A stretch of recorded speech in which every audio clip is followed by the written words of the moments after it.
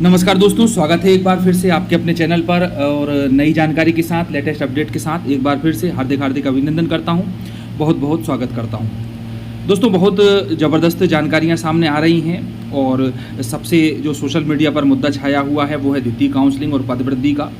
उसके बाद में यदि हम बात करें तो ओबीसी का आंदोलन, जो ओबीसी के रोके हुए कैंडिडेट हैं, सिलेक्टेड कैंडिडेट हैं और जिनका केस हाई कोर्ट में काफ़ी लंबे समय से चल रहा है, लेकिन अभी तक किसी भी प्रकार का निर्णय सामने नहीं आया है। लेकिन दोस्तों, इन दोनों के अलावा भी एक और मुद्दा है, वो है नव नियुक्त हो चुके शिक्षकों का, जिसमें अभी हाल ही में एक न्यूज़पेपर के माध्यम से मैंने आप लोगों को बताया भी था। और एक बार फिर से मैं रिकॉल कर दूं कि भाई जानकारी क्या थी। तो आप देखें कि परिवीक्षा अवधि दोबारा से 2 साल करने पर विचार और 50,000 कर्मचारियों का होगा फायदा। अब दोस्तों, यहाँ पर मैं डिटेल में बात नहीं करूंगा, मैं आगे आने वाले उस लेटर की बात करूंगा जिसमें कि शासकीय कर्मचारी संगठन ने मुख्यमंत्री जी को पत्र लिखा है। हालांकि उससे पहले जो न्यूज आ चुकी है कि इस पर विचार किया जा रहा है, तो विचार क्या करना है कि 70%, 80% और 90% सैलरी को हटा दिया जाए, उसमें संशोधन कर दिया जाए, 100% वेतनमान जारी किया जाए, जैसे कि अन्य भर्तियों में किया जाता रहा है। साथ में दोस्तों, जो परिवीक्षा अवधि है हर जगह 3 साल नहीं होती है, 2 साल होती है, तो वहाँ पर भी 3 साल को घटा करके 2 वर्ष किया जाए और इसके लिए लगातार प्रयास किए जा रहे हैं। कैबिनेट मीटिंग में भी इसके बारे में संज्ञान लिया गया।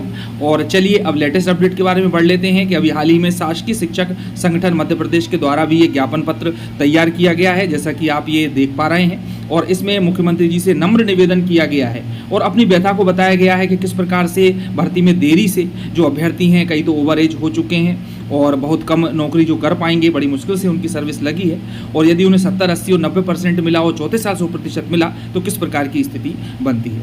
तो यहाँ आप देखें कि माननीय मुख्यमंत्री जी को ये ज्ञापन पत्र देने का है और इसमें मध्य प्रदेश शासन माननीय मुख्यमंत्री जी को संबोधित है। विषय है कि मध्य प्रदेश शिक्षक भर्ती, जैसा कि हम सब जानते हैं 2018 के अंतर्गत जो नवनियुक्त शिक्षक हैं उनका स्टाइपेंड समाप्त करने। अभी हम देख पा रहे हैं कि वेतन के नाम से नहीं दिया जाता, स्टाइपेंड के नाम से दिया जाता है और पूर्ण वेतनमान देने यानी कि 100% एवं परिवीक्षा अवधि प्रोविजन पीरियड को घटाकर 3 से 2 करने से संबंधित। तो बिल्कुल स्पष्ट हो चुका है कि किस लिए दिया जा रहा है। तो आप देखें कि महोदय, हम सभी नवनियुक्त शिक्षकों की नियुक्ति मध्य प्रदेश शिक्षक भर्ती परीक्षा 2018 के अंतर्गत हुई। उक्त परीक्षा का विज्ञापन आपके कार्यकाल में निकाला गया था, जिसके तहत उच्च माध्यमिक शिक्षकों की नियुक्ति होनी थी। उक्त परीक्षा के विज्ञापन में नियुक्ति के साथ ही पूरा वेतनमान और परिवीक्षा अवधि 2 वर्ष तक तय की गई थी। दोस्तों, आप लोगों को मालूम है रूल बुक में क्या था, लेकिन बाद में ये चेंज किया गया। लेकिन इसी बीच मध्य प्रदेश में सत्ता परिवर्तन हुआ व सरकार ने मध्य प्रदेश के राजपत्र दिनांक 24/12/2019 के द्वारा मध्य प्रदेश राज्य स्कूल शिक्षा सेवा शैक्षणिक संवर्ग एवं भर्ती नियम 2018 में संशोधन कर स्टाइपेंड के रूप में वेतन का प्रथम वर्ष 70%, द्वितीय वर्ष 80% और तृतीय वर्ष 90% कर दिया और साथ ही परिवीक्षा अवधि बढ़ाकर 3 वर्ष कर दी, जिस कारण हम पूर्ण वेतनमान से वंचित हो गए और साथ ही 1 वर्ष अतिरिक्त परिवीक्षा अवधि का दंश हमें झेलना पड़ रहा है। वैसे भी कोरोना के कारण हमारी नियुक्ति 3 वर्ष बाद हुई और कई साथी तो ऐसे हैं जो 40 के ऊपर हो चुके हैं और मुश्किल से 20 से 22 वर्ष ही सेवा कर पाएंगे। तो दोस्तों, बहुत ही भावभीनीपूर्ण ये पत्र लिखा गया है मुख्यमंत्री जी को और माननीय मुख्यमंत्री जी, इस संशोधन के कारण हमें भारी आर्थिक हानि का सामना करना पड़ रहा है।